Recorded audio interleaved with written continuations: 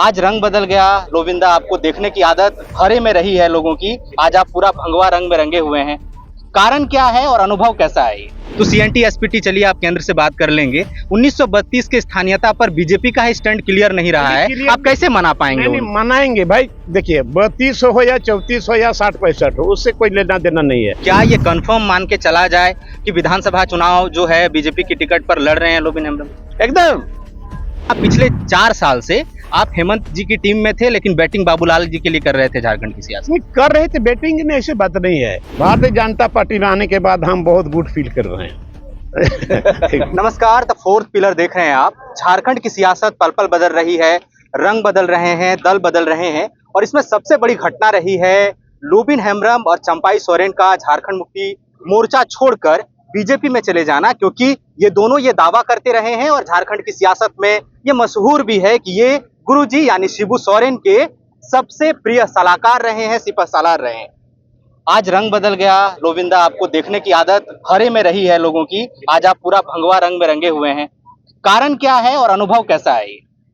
देखिए ये सोचना पड़ेगा कि आखिर ये स्थिति परिस्थिति कहाँ से पैदा हुआ और क्यों। आप लोग सब लोग जान रहे हैं कि हम छोटे से लेकर के जो हमारे माननीय गुरुजी ने उंगली पकड़ करके हमको राजनीति सिखाया, हम लगातार उसके साथ रहे, संघर्ष करते रहे और जमाने भी बिताया हमने। और आज राज भी अलग हुआ, और राज अलग होने के बाद जो हम लोगों का जो सोच था, हम लोगों को जहाँ तक जो मंजिल जाना था वो नहीं हो पाया। और अगर इसी के बारे में अगर हम सरकार को, हमने सदन के अंदर में या सदन के बाहर भी हम इनको मशवरा देते रहे, हमने आईना दिखाते रहा और उन्हीं की बात को हम बार बार दोहराते रहा कि यहाँ झारखंडियों के हित में और यहाँ सरकार के हित में, यहाँ के लोगों के हित में, ताकि काम आवे। लेकिन ऐसा न करके बल्कि हमको ही उल्टा, हमको ही बागी कहा गया। लोबिन हेम्ब्रम जैसे कद्दावर नेता जो लगातार बोरियों से जीतते रहे हैं, वो भारतीय जनता पार्टी में आ गए हैं, तो क्या ये कंफर्म मान के चला जाए कि विधानसभा चुनाव जो है बीजेपी की टिकट पर लड़ रहे हैं लोबिन हेम्ब्रम? एकदम बीजेपी के टिकट में लड़ेंगे। और अभी तो घोषणा अभी नहीं हुआ है, लेकिन हमको पूरा भरोसा है घोषणा हो जाएगा नाम का। और यहाँ से 100% आराम से इस सीट को निकालेंगे। और इसके अलावे संथाल में जहां जहां है सब जगह हम लोग जाएंगे और वहां झारखंड मुक्ति मोर्चा को शिकस्त हम लोग देंगे। जब 16 अगस्त को ये खबरें आनी शुरू हुई कि चंपाई सोरेन नाराज चल रहे हैं, गुरुजी का फोन नहीं उठा रहे, तो उनके बीजेपी में जाने की चर्चा चल रही थी, लेकिन वो अप्रत्याशित था कि वो ऐसा फैसला ले रहे हैं। लेकिन आपके बारे में ये कंफर्म चल रहा था कि आप किसी भी वक्त बीजेपी में जा सकते हैं। लेकिन धुरवा में एक बड़ी सभा हुई, वहां पर चंपाई सोरेन बीजेपी में शामिल हुए बड़े नेताओं की मौजूदगी में।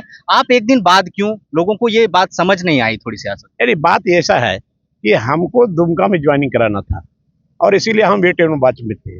लेकिन ऐसा परिस्थिति पैदा हो गया कि वहाँ पर सारे लोग मौजूद थे, जो चुनाव प्रभारी लोग आए हुए हैं वो लोग भी मौजूद थे। उन्होंने भी कहा, क्योंकि उसके पहले जो हमको हेमंत बिस्वा शर्मा से हमको जो बात हुई थी, उन्होंने कहा था कि हम 20 तारीख तक में ज्वाइनिंग करवा देंगे, लेकिन लेट हो जा रहा था। और विशेष परिस्थिति में दूसरे दिन ही हमको 7:30 बजे हमको खबर मिले कि कल आपको 12 बजे ज्वाइन होना है प्रदेश कार्यालय में। और आनंद फानंद में हमने क्षेत्र के लोगों को भी खबर भी नहीं कर पाया और वहाँ पहुँच भी नहीं पाते 12 बजे तक में, लेकिन फिर भी ज्वाइनिंग अच्छा हुआ और बहुत बढ़िया ढंग से हुआ। और हमने स्पष्ट अपना सारी बात को वहाँ पर रखा कि किस परिस्थिति में हम अभी मैंने भारतीय जनता पार्टी का दामन थामे हैं। और हमको विश्वास है कि आप इसी को लेकर के आगे चलेंगे तो झारखंड का विकास हम लोगों का संभव। हाँ, आप कह रहे हैं कि हाल के दिनों में परिस्थितियां ऐसी बन गई कि मैं बीजेपी को मैंने सोचा कि यहाँ ज्वाइन कर लेना चाहिए। लेकिन जो जनवरी 2021 से ही हम लोगों ने देखा, आप काफी मुखर हो गए थे सरकार के खिलाफ, नीतियों के खिलाफ, पार्टी के खिलाफ। तो ऐसा कहा जा रहा है कि आप भले आज भगवा पहन रहे हैं, आप बीजेपी में गए, लेकिन आप पिछले 4 साल से आप हेमंत जी की टीम में थे, लेकिन बैटिंग बाबूलाल जी के लिए कर रहे थे झारखंड की सियासत। कर रहे थे बैटिंग में, ऐसी बात नहीं है। मैं जेन्युइन चीज कर रहा था यहाँ के लोगों के लिए, सरकार के हित में था और झारखंडियों के हित में, यहाँ के आदिवासी मूलवासी सारे लोगों के हित में था। तो वो लोग उल्टा आपको बोल रहे थे कि आप भारतीय जनता पार्टी की भाषा बोलते हो। अरे भाई जो सही है, आज जब लास्ट शासन विधानसभा था, जो सेशन चल रहा था, भारतीय जनता पार्टी विपक्ष में है, उन लोगों ने सरकार को जवाब मांगा, यही सब जवाब मांगा कि आपको जवाब देना पड़ेगा, और हेमंत सोरेन ने जवाब नहीं दिया।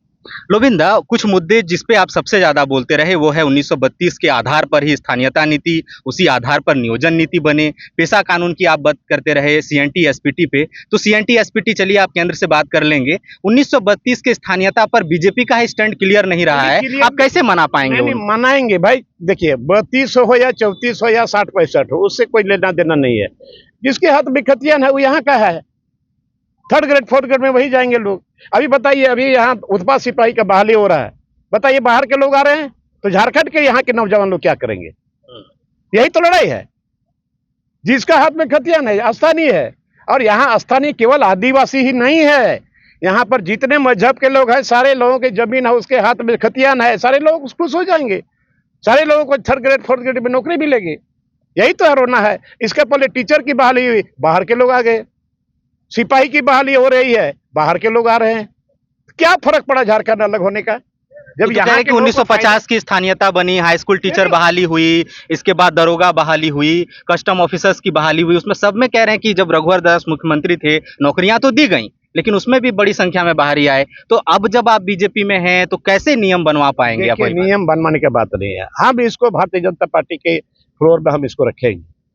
जब यहाँ के लोगों के हित की जब हम लोग बात करेंगे, उस पर चर्चा करेंगे हम लोग मिल करके कि भाई ये करना पड़ेगा ताकि यहाँ के नौजुवकों को नौकरी मिले। अब फिर आखिर सारे लोग बोलते हैं कि हम आपके लिए करेंगे, हम आपके लिए हैं, तो आज क्यों नहीं हम लोग मिलजुल के करेंगे इसको? यहाँ के नौजवान जो पढ़े लिखे हैं, अभी एक भी वैकेंसी नहीं है, जबकि हर जिला में इतना बैकलॉग पड़ा हुआ है, तो आखिर यहाँ के नौजवान क्या करेंगे? कोई लड़ाई नहीं है, ये मुद्दे की बात है। आप और चंपाई दा जब बीजेपी में जाने का डिसाइड कर रहे थे, पार्टी में शामिल भी हो गए, झारखंड मुक्ति मोर्चा हेमंत सोरेन खुलकर कुछ नहीं बोल रहे थे। कल उनके जो प्रवक्ता हैं विनोद पांडे, उनकी तरफ से एक पत्र बकायदा जारी किया जाता है। उन्होंने कहा कि चंपाई दा को हमने विधायक बनवाया, मंत्री बने, मुख्यमंत्री बने, आपके बारे में भी कहा, बोले कि इतना सम्मान दिया, अभी वो अपमान करने का आरोप लगा रहे हैं। क्या उनके आरोपों पर क्या जवाब? देखिए यही पांडे लोग, यही लोग इस झारखंड मुक्ति मोर्चा को बर्बाद कर रहा है। कौन होता है ये लोग? क्या झारखंडी है क्या? पहले अपना बताओ, अगर आपके पास खतियान है तो बताओ ना। अब वही लोग आगे है भाई, 3-4 लोगों के मुट्ठी में झारखंड मुक्ति मोर्चा चल रहा है, ये अपने आप को सर्वे सर्वा मान रहे हैं। अरे झारखंड मुक्ति मोर्चा यहाँ आदिवासी मूलवासी सभी को मिला जुला कर हम लोग चला रहे हैं। तो क्या कोई भी आदिवासी यहाँ नहीं है हेमंत सोरेन के साथ? सब 2-4 आदमी उसके साथ रहने लायक एक भी आदमी नहीं है, और ये लोग झारखंड मुक्ति मोर्चा को चला रहे हैं, और जिसके चलते आज ये इसका दुर्गति हो रहा है झारखंड मुक्ति मोर्चा का, और ये लोग डांस कर देगा। पार्टी किसी को सम्मान नहीं देता, मुख्यमंत्री के पास मिलने नहीं देता लोगों को, यही लोग आगे पीछे कर रहा है। तो इसको जहां देखिए हम लोग सीनियर हैं, बहुत सीनियर हैं, तो ये लोगों को अगर मान सम्मान पर भी अगर ठेस पहुंचाए तो हम कहाँ टिक पाएंगे, और कौन आदमी टिकेगा वहां पर? अब आप पार्टी में शामिल हो गए, क्षेत्र में भी आप आ गए हैं, मुझे लगता है कि इस महीने के आखिर तक शायद पहले उम्मीदवारों की लिस्ट भी जारी हो जाएगी। आप अपनी तरफ से कितने तैयार हैं? जनता को कैसे कन्विंस करेंगे कि कल आप जेएमएम में? आज जन सैलाब उमड़ गया ना। मैं ट्रेन से आ रहा था 4 बजे भोर को बरहरवा में, सारे कार्यकर्ता लोग वहां पर भरे पड़े थे स्टेशन में। इसके बाद 3 पहाड़ में, और यहाँ साहेबगंज में तो सुबह से ही पूरा गाजा बाजा के साथ। कैसा माहौल? अभी हम तो उस दिन ज्वाइनिंग करने के टाइम में हमने कहा कि भाई भारतीय जनता पार्टी में आने के बाद हम बहुत गुड फील कर रहे हैं।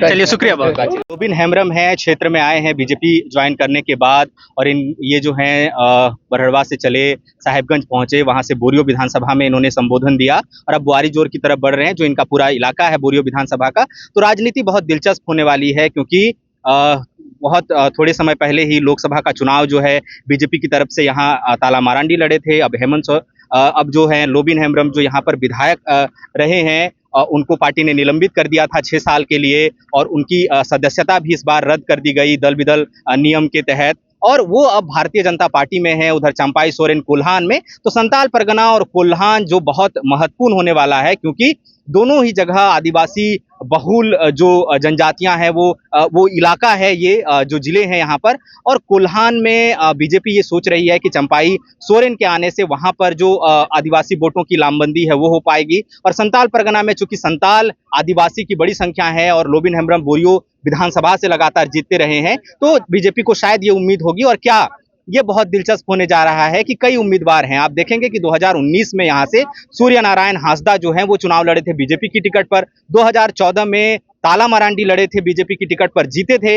इसके बाद 2024 का लोकसभा चुनाव है वो राजमहल लोकसभा से ताला मरांडी बीजेपी की टिकट पर लड़े, वो बीजेपी में ही हैं। और अब जो लोबिन हेम्ब्रम है, जो कद्दावर नेता झारखंड मुक्ति मोर्चा के माने जाते रहे हैं, वो अब आ गए हैं बीजेपी में। तो टिकट के लिए भी जो है सरदर्दी बढ़ेगी बीजेपी की, क्योंकि उसकी बैठकें चल रही हैं, उम्मीदवार डिसाइड किए जाने हैं। तो देखना है कि क्या होता है, जो भी अपडेट है हम आप तक पहुंचाएंगे। इतना तय है कि झारखंड की सियासत जो है बहुत दिलचस्प हो गई है, कभी भी यहाँ पर विधानसभा चुनाव का ऐलान हो सकता है। कैमरे के पीछे मेरे सहयोगी हैं दीपक, शुक्रिया।